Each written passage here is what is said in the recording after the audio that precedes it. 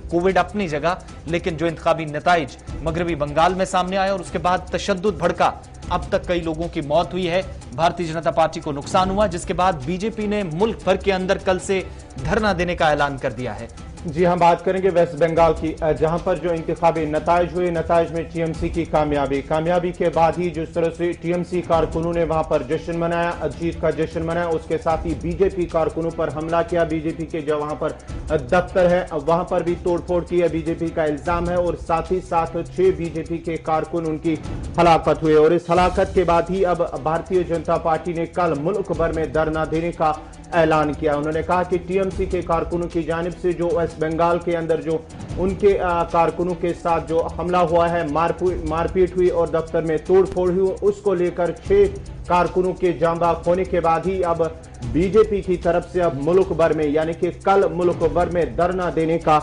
ऐलान किया गया है। इस बीच कूच बिहार में भी जहां पर जबरदस्त बवाल देखने को मिला था, बाकी हिस्से थे, इंतखाबी नताइज सामने आए थे, तो आपको याद होगा जब इलेक्शन रिजल्ट सामने आ रहे थे उसी वक्त टीएमसी के कारकुनान ने बीजेपी के दफ्तर में जाने की कोशिश की थी। पुलिस ने जरूर रोका था, इलेक्शन कमीशन की सख्त हिदायत थी उस वक्त, लेकिन उसके बावजूद भी हालात ऐसे बने कि अब तक पिछले 48 घंटे जो बीते हैं काउंटिंग से लेकर अब तक के, इनमें 6 वर्कर्स पॉलिटिकल पार्टी से जुड़े हुए जो बीजेपी के थे उनकी हलाकत हो चुकी है, मौत हुई है। और दर्द भरी मौत के बीच अब भारतीय जनता पार्टी के जो कौमी सदर हैं जेपी नड्डा, वो अब से थोड़ी देर बाद दिल्ली से कोलकाता के लिए रवाना होंगे, जहां पर न सिर्फ वो हालात का जायजा लेंगे बल्कि एहतजाज तो कल होगा, उससे पहले भी शिकायत रियासती इंतजामिया के सामने रखी जाएगी। इधर दूसरी तरफ हालात का जायजा लेते हुए मरकजी सरकार की तरफ से रियासती इंतजामिया से हालात पर न सिर्फ नजर बनाए रखने के बीच जो इस वक्त बड़ा फेलियर सामने आया है, क्यों ये तशद्दुद भड़के हैं, अमनो कानून की सूरत-ए-हाल खराब हुई है, इस मुतल्लिक मरकज की तरफ से रिपोर्ट मांगी गई है। और जेपी नड्डा आज और कल